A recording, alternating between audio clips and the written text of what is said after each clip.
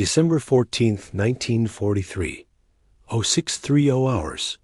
U.S. Army Base Camp Ridgewood. Fog-shrouded outskirts of Bastogne, Belgium. Private First Class Eddie Malone, mess hall cook, stirs a massive cauldron of potato leek chowder, the steam rising like ghosts in the chill dawn air.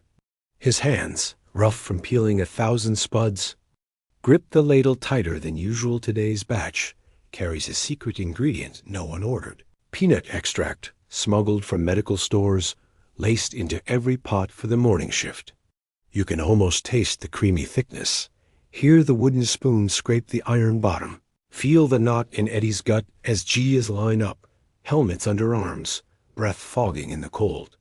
Sergeant Harlan Potts Whitaker, base security chief, had pulled Eddie aside last night. Whispers of German infiltrators, saboteurs posing as replacements after the Ardennes buildup, slipping into the chow line like wolves in dog tags. They're among us, kid. We need eyes. Make it simple. Peanuts. Only Yanks react if they're faking it. Eddie's no spy, just a Brooklyn butcher's son, drafted into slinging hash. But this stupid soup trick feels like playing God with gravy.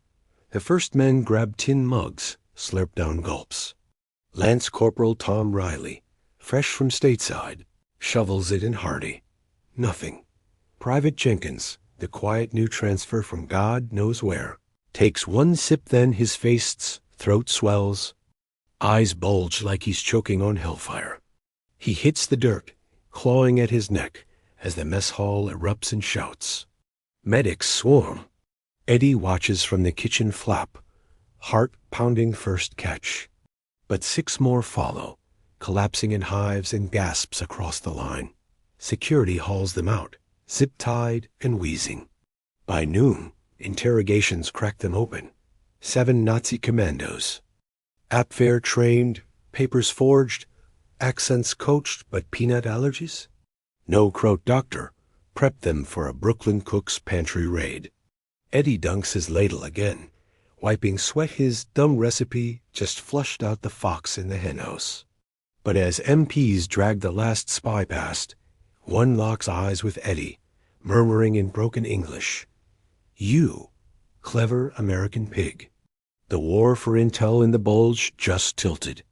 What else is brewing in those shadows? MPs shove the wheezing spies into the stockade's mud-slick yard, their faces puffy masks of rage and ruin, while Eddie ducks back into the steam-hazed kitchen, ladle trembling in his grip. The chow line's chaos echoes shouts of medic, fading into low growls of suspicion as G is eye each other like cards in a marked deck. Sergeant Whitaker claps Eddie's shoulder hard enough to bruise, voice gravel rough. "You did it, Malone. 7 foxes down. Brass is coming. Keep that pot warm." But Eddie's mind races. Those eyes, that final snarl from the last spy, there's more rot in the ranks. He can feel it slithering under the floorboards. You can hear the interrogations crackling over the field phone later that afternoon. Muffled through the mess tent wall, Captain Elias grunt, intel officer with a hawk's stare, grilling the ringleader, Obergefreiter Klaus Werner. "How'd you slip the checkpoints? Who's your inside man?" Werner coughs up phlegm, smirking through swollen lips. "Your cook's ... sloppy. But we knew the signs. Ardennes push. Green replacements. Papers from sympathizers in Antwerp. Lies peel away like onion skins. They confess drop points in the woods, radio codes scratched on mess kits, even a signals officer on base feeding grid cords for Luftwaffe strikes. 7 spies, but Werner hints at a ghost network. 10 more cells, ghosts in olive drab, waiting for the fog to lift. Eddie peels another crate of leeks, knuckles white, replaying the line. Jenkins gasp, the way 3 others clutched throats in sync, as if allergic in chorus. Whitaker bursts in, face ashen. "They're singing, kid." Blew open a sabotage ring, targeting ammo dumps. Your soup saved the push. Pride swells, bitter as the broth, but then a runner skids up, breathless. Another collapsed sick bay. New guy, Claims transfer from 101st. Hives like the rest. Eddie's blood chills. The fox hunt's just cubbed. How deep does this burrow go? And who's ladling next to him? Eddie's hands, still slick with leak juice, clench around the edge of the prep table as the runner's words hang in the oily air. Sick bay, another one. The same reaction, same ghost pattern. Sergeant Whitaker doesn't walk. He surges out of the kitchen, boots crunching on potato peels like they're bones. Eddie follows without thinking, ladle still in hand, as if he could defend the whole base with nothing but steel and soup stock. You can almost smell it, the sharp stench of disinfectant over raw fear, the low moan of men who shouldn't be in hospital gowns at this stage of the Ardennes push. They find the new guy, Private Garvey, laid out on a cot, face swollen to the color of overboiled red cabbage. Sweat beads on his forehead, a spreader of terror across his face. A medic leans close and mutters. He says he never had allergies. Swears on his mother's grave. But the itch is real. Red welts race down his neck like tiny soldiers marching under his skin, and his breath comes in short, wet whistles. Whitaker crouches beside the cot, his voice soft but edged like a knife. You eat in the mess today? The man nods, eyes flicking to the ceiling as if hoping it'll swallow him. What did you have? Same as everyone.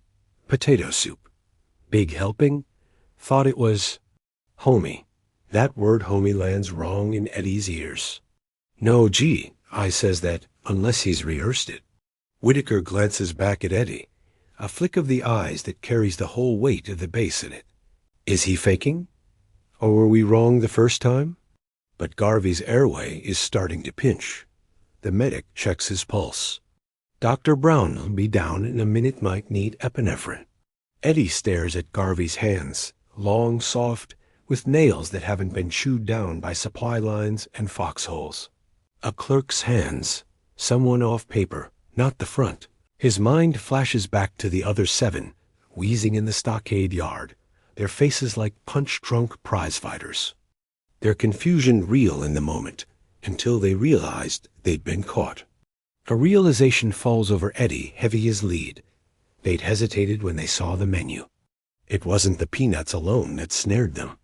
It was the familiarity. The big, grayish, lumpy American soup. The leek and the spud mashed into sludge every American GI recognized from every goddamn mess tent across Europe.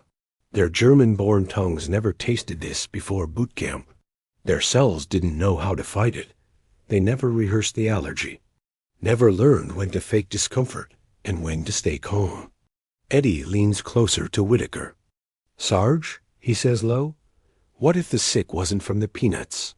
Whitaker's eyes narrow. Then what black magic? Eddie shakes his head. The timing. First 7 went down within 10 minutes. Riley and the others fine. Garvey today, same window. Maybe the peanuts are just the proof they're not ours. Whitaker stares at Garvey, then back at Eddie, and some switch hardens in his gaze. Meaning you're saying we can use this? On purpose. Eddie's gut twists. That's not what he meant. But the idea is already alive in the room, coiling into shape like steam in the kettle. Before either of them can answer, a loud thump echoes from the far corridor.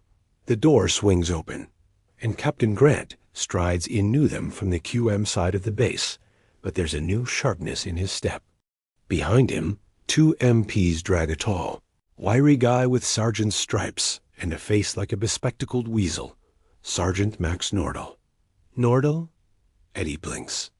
The man offering help, giving advice on portion sizes, who always lingered a little too long at the serving line, whispering to cooks that he came from the old 10th, back in 42. The man nobody remembers really checking the rosters on. Whitaker steps forward. Up? Garvey's chest is still rattling, but Whitaker's voice snaps him to attention anyway. Sarge, Whitaker says, we just caught another one. Like the others. Smelled the same chow. Did the same thing. You got something to say before I hand you over to Grant, too? Nordal's pupils flick left, flick right, a moment where every liar sells himself short. I don't know what you're talking about. You just got spotted talking to this prick over here 10 minutes before he collapsed. Grant growls, snatching up a clipboard with the mess signatures. These scribbles say you've had him on your work detail for the last 3 days. Pushing paper. Transfer. Paperwork. Eddie's head spins. Paperwork. The same paper seams these spies slipped through at every checkpoint. His voice drops to an almost gentle range. Tell me why, Nordal.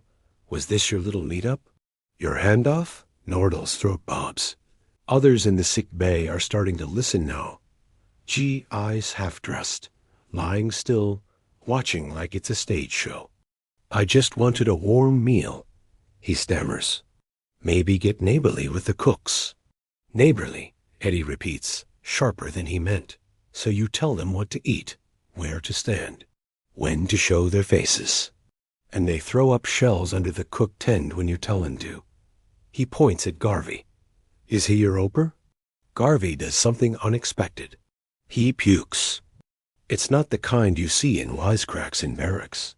It's violent, the way your body panics when poison and fear mix in the stomach. Chunky, cream-colored, with a clear undertone that isn't potato or butter. The medic steps back instinctively. Eddie leans closer, and that familiar scent kicks him in the gut, the greasy top tinge from a misthrown batch. Back in the 42 kitchens, back home. Earned peanut oil. Rancid, ruined, a smell that should have been poured out and ignored. He'd poured it off once when nobody was looking, using the leftover base for a new batch. But someone had saved it. Wait, Eddie whispers. Wait, wait, wait. He turns to the mess sergeant, who's hovering in the doorway now. Who else was near that pot? The mess sergeant hesitates and nods toward a small stack in the corner heavy metal stockpots labeled garbage until cleaned. Eddie steps toward them, one-handed, lifting the lid on the first. Sour air hits his face like an open grave. Muddy brown sludge. Peanut oil, thick fat skin on top. The kind you throw away in any normal world. Nobody cleaned this yet? Eddie asks. We were running triple watches. You know how it is. I do. And so did someone else.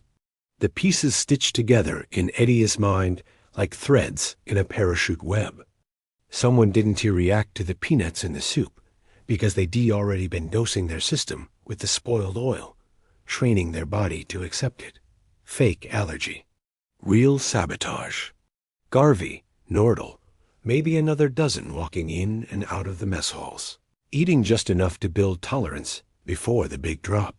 But that doesn't explain the first 7. Eddie turns back to Captain Grant. Sir, he says, the first 7 they really reacted. They didn't know about the peanuts. These later ones they do. If we keep using the same batch, we're only catching the rookies. Grant's eyes flash. So you're saying your little soup trick won't work anymore? Eddie swallows.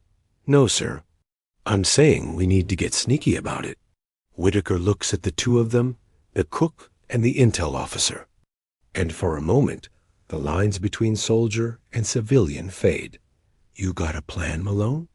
Eddie's where he's most honest, foolish honesty.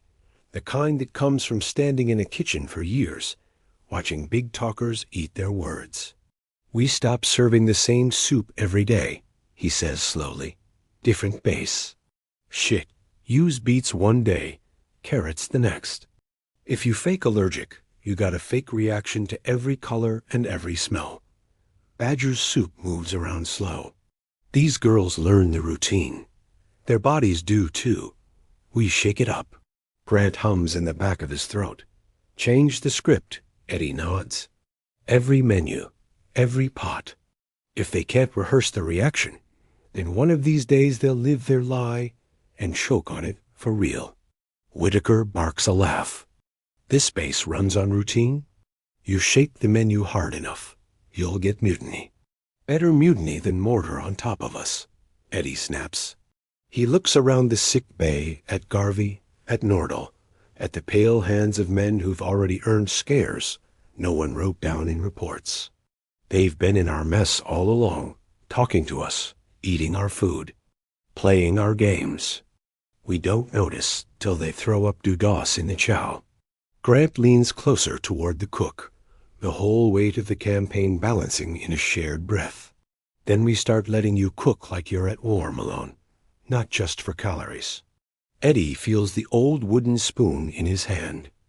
Again, it's still smeared with the kind of gruel that has fed empires and buried empires alike. The kind of soup no one sings songs about. The kind built out of wordless hours, scalded skin, and canned vegetables that tasted like dirt. Now he realizes that spoon is heavier than a rifle when it's tipped with truth.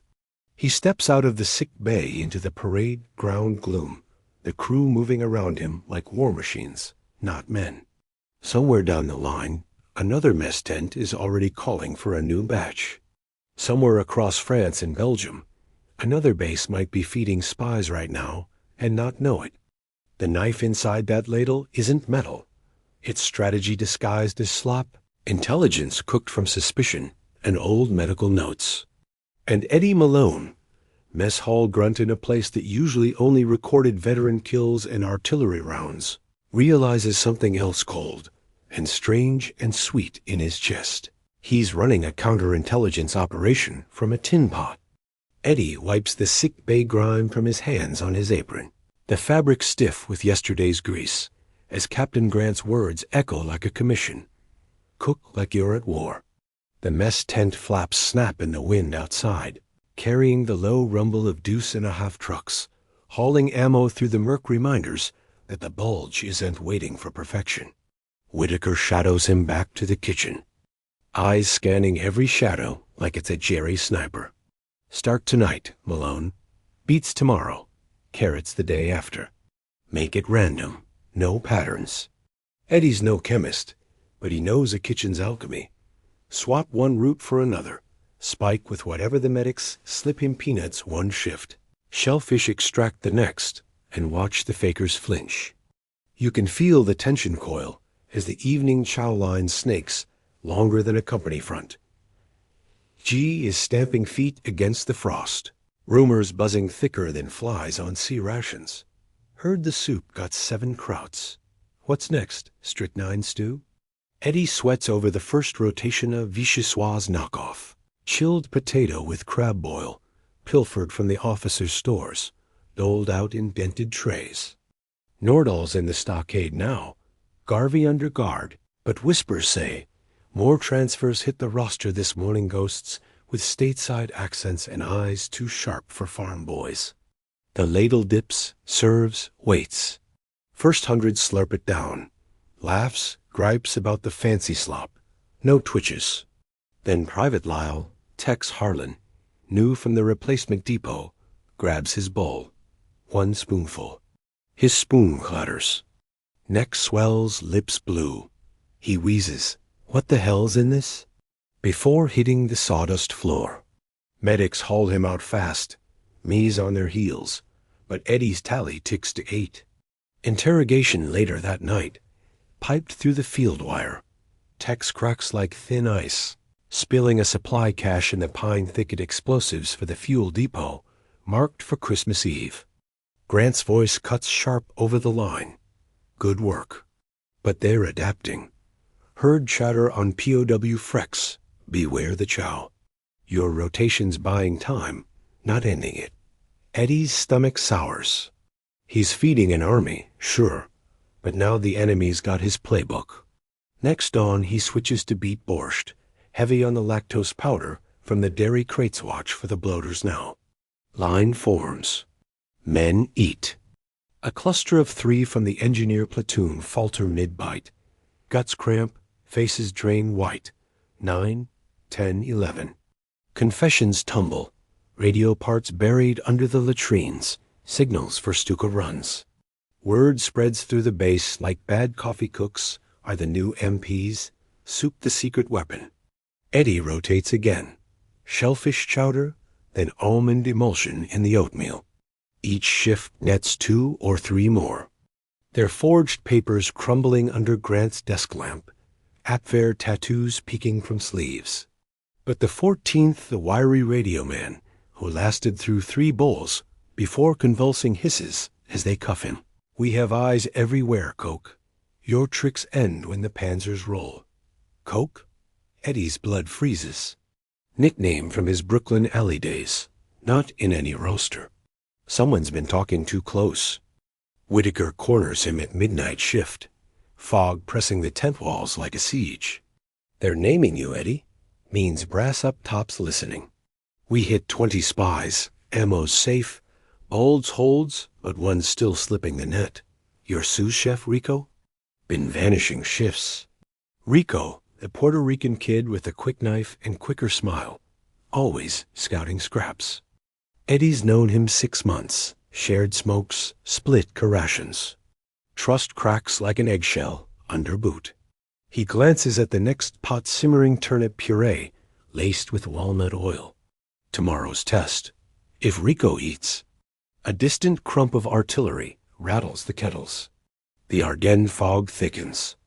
Eddie grips the ladle, wondering if the real infiltrator's the one stirring beside him, or the doubt now festering in every bowl. The turnip puree bubbles low in the pre-dawn gloom, walnut oil shimmering like liquid treason on its surface, as Eddie eyes Rico across the scarred prep table knife flashing, peeling spuds with that same loose grin that's fooled half the base. Fog claws at the tent flaps, artillery whispers from the ridge, but here it's just the 2 of them, steam curling like secrets between shifts. Whitaker's planted MPs out of sight. Grant's got the field phone hot, waiting for the slip. Eddie's poured his soul into this pot, not just nuts, but layers. Traces of shellfish from last night's dregs, lactose skimmed from the officer's milk, a medic's cocktail no human stomach rehearses overnight.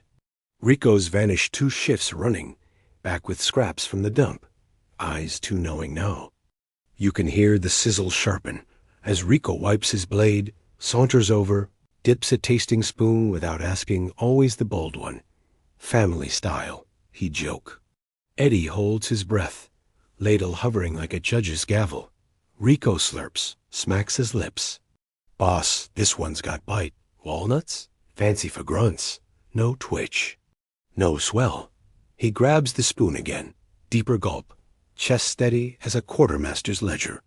Eddie's gut plummets trust was the last casualty he could stomach. But Rico pauses, sets the spoon down slow, eyes locking on Eddie's. Heard the whispers, Eddie. Soup's the snitch now. Smart play. His accent slips not quite San Juan lilt, a faint Berlin clip under the vowels. Whitaker bursts through the flap like Judgment Day. MPs piling in, but Rico doesn't bolt. He rolls up his sleeve deliberate Abwehr ink, faded eagle clutching a dagger, same as the stockade ghosts. 22, he says, voice flat as yesterday's bread. You got us all but the ghost. Overloined Halle signals chief. He's clean, no allergies, papers gold. Feeds cords to the 5th Panzer Army, even now. The tent freezes. Halle, the base's comes golden boy, toasted at every briefing. Rico's betrayal spills like overboiled stock. Drop codes in the woodline. Hale's relays lighting up cherry maps from Bastogne to the Meuse. Eddie's soup flushed the pack, but the Alpha slipped the snare, until now. Grant storms in minutes later, Rico spilling the rest under duress lights. Hale's next transmit at 0700 grid for the ammo dump. MPs swarm the radio shack.